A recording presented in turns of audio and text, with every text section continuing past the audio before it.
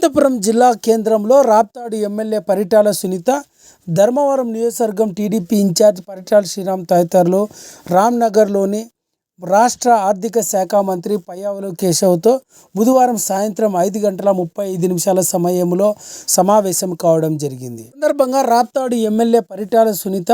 ధర్మవరం నియోజకవర్గం TDP incharge Paritala Sriram తదితరులు మీడియాతో మాట్లాడుతూ, ముఖ్యంగా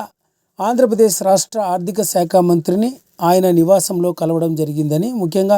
హంద్రీనివా కాలువ అధికారులతో సమావేశం నిర్వహించి జీడిపల్లి నుంచి పేరూరు ప్రాజెక్టుకు నీరు అందించేలా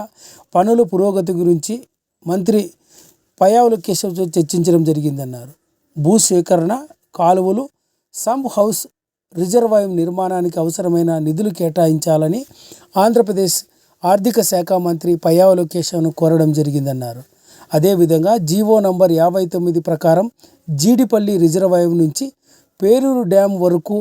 59 కిలోమీటర్ల కాలువ తవ్వాల్సి ఉందని, గత 5 సంవత్సరాల వైసీపీ పాలనలో కాలువ నిర్మాణం చేపట్టలేదని, ఇప్పటికైనా జీడిపల్లి నుంచి పేరూరు ప్రాజెక్టు వరకు కాలువ నిర్మాణ పనులను తిరిగి ప్రారంభించాలని ఆంధ్రప్రదేశ్ రాష్ట్ర ఆర్థిక శాఖ మంత్రిని కూడా కోరడం జరిగిందని రాప్తాడు ఎమ్మెల్యే పరిటాల సునీత, ధర్మవరం నియోజకవర్గం టీడీపీ ఇన్ఛార్జ్ పరిటాల శ్రీరామ్ తదితరులు పేర్కొన్నారు.